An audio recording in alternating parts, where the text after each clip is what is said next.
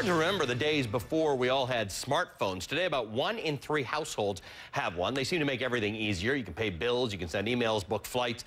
A lot of buzz surrounding this 4G network. You may have seen ads for it or billboards. It's supposed to be as fast as the Wi-Fi connection that you may have at home. Jonathan Geller is the founder and editor-in-chief of BoyGeniusReport.com. Jonathan, good to have you back. I've seen these ads. I've seen people talking about 4G. Simple for our audience. What is 4G? 4G is much, much faster than a 3G network. It could be 10 times faster, and it will give you internet speeds almost like home broadband, which is amazing. It also supports a lot more people, so you don't get the drop calls. You get a lot more capacity. Okay, ultimately, the drop calls is a problem that's becoming less significant to people. I do a little surfing on my device. It's not super fast, but what is it going to let me do other than just be fast? A lot of multimedia things, video conferencing, video sharing, attachments, sending emails with big files. All those things are very, very quick on 4G. Who's offering 4G, or who will be offering 4G? Well, right now, all 4 carriers are, and in the next 12 months, you'll start to see their rollouts become a lot more aggressive. All right, are there products and services available right now on this 4G There network? are, yeah. Does this cost more than the 3G networks? You know, prices are actually about the same for devices and for the monthly plan.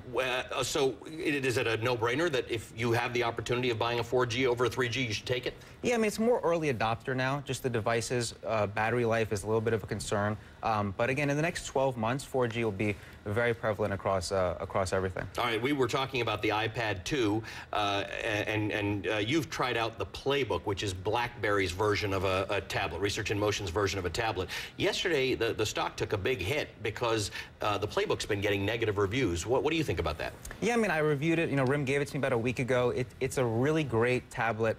It's just not quite there yet, I don't think.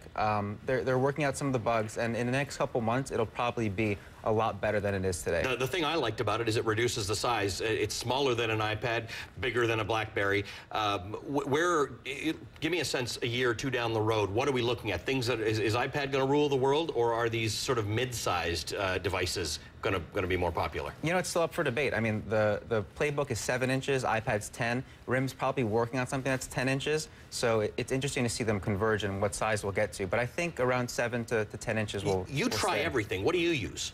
I use an iPad too.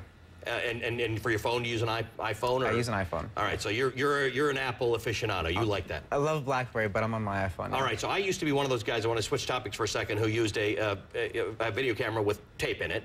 And I resisted while people were moving toward flash drives and hard drives in their video cameras. But the thing that brought me over was the flip cam. Yeah. And it became so successful, Cisco bought it. And now Cisco announces they're done with the flip cam. What happened? Well, you know, they bought it for around $600 million, Yep. I think only around 2 years ago, and they're just shutting it down. You know, they had a new product coming out a week ago, and that's, you know, gone. It's interesting. Maybe they want to use the technology for their video conferencing. Which they're doing very well with. Exactly, okay. So it's possible. For the viewer out there who's in the market for a new video camera, what technology do you use? What do you buy?